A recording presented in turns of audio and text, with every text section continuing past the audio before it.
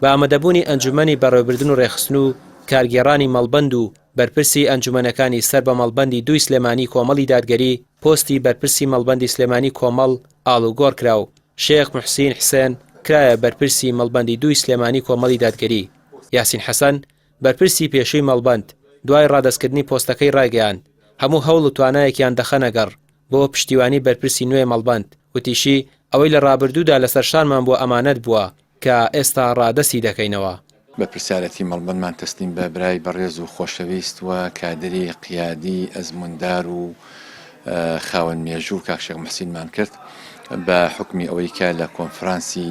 کۆتایی مەڵبەندی سلێمانیە بەڕێزیان متمانەی کۆمەڵی دادگەریان لە سلێمانی بەدەستیان نابوو. بەڕێزیان کەسێکی ئەزموندارن، خاوەنی پێگەیەکی بەهێزن الحەمدوللا و ئەزمونێکی لە مێژینەیان هەیە. تەسلیممان کردووە ئەمڕۆ ئەو دەست بەکارە بێ و بەڵێنمان بۆی پشتیوانی ئەمەوکو ئەنجومەنی باڵای کۆمەڵی دادگەری بە هەموو جۆرە پشتیوانیەکەین لە بە هەموو شێوازێک لە خزمەتیانە ئەبین.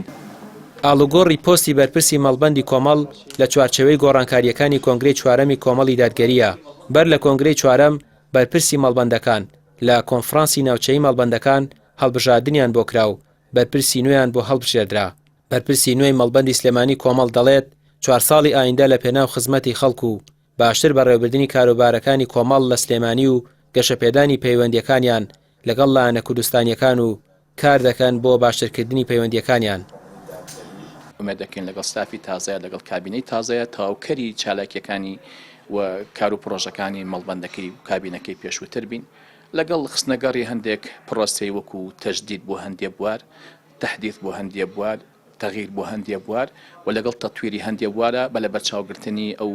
بڕیا و ڕاستپادانەی کۆنگرە کە کۆمەڵی دادگەری هێناوەتە قۆناغێکی تازەتر و لە بەرچاوگرتنی ئەو گۆڕانکارە سیاسیانێک ئێستا لە ساحەی سیاسی هەیە. دیارێمەش بۆ خۆمان هەر کۆمەڵێک پرۆژە و بەرنامە و پلانمان هەیە بۆ داهاتوو بە لە بەرچاوگرتنی سنووری جۆغرافی سلێمانی کە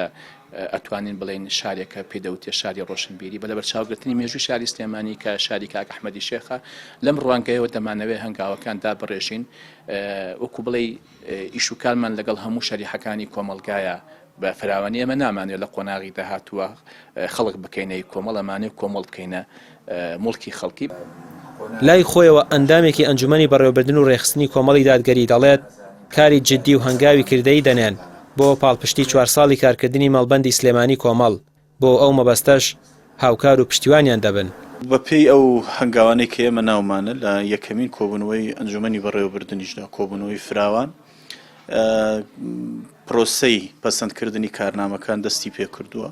دوای تەواوبوونی کارنامەی مەڵبەند و مەکتەبەکان دەست دەکەین بە تەشکیلە بەپێی ئەو ڕێکارانەی کە پەیڕەوی ناوخۆی کۆمەڵ دیاری کردووە و ئێمە وەکو کارجێڕەتی ئەنجومەنی بەڕێوەبردن بەپێی ئەوەی کە لە کارنامەکاندا ڕێکخراوە هەنگاوەکانی تەشکیلە ئەنین و دواتر تەشکیلەی مەڵبەندەکان ئەکرێت و ئێمە هەموو پشتیوانێکی بەرپرسی مەڵبەندەکان و ستافی تازەی مەڵبەندەکان لە دەستەی کارگێڕی و ئەنجومەنەکانەکەین و ئومێدمان وایە کەم تەشکیلە نوێی کە دەستمان پێ کردووە ببێتە سەرەتایەکی باش وە کاری کۆمەڵی دادگەری کوردستان. کۆمەڵی دادگەری کوردستان لە دوای کۆنگرەی چوارەمی خۆیەوە هەنگاو بە هەنگاو دەستی بەڕێخستنەوەی ئۆرگان و مەکتەب و ناوەندەکانی و داڕشتنەوەی کارنامە و پلانی 4 ساڵی ئایندەی کردووە بە جۆرێک باشتر لە جاران کار بکەن بۆ بەرجەستەکردنی کارنامەی کۆمەڵی دادگەری کە خۆی لە خزمەتی دین و ژینی خەڵکیدا دەبینێتەوە. ڕامیار عوسمان، کەناڵی پێام، سلێمانی.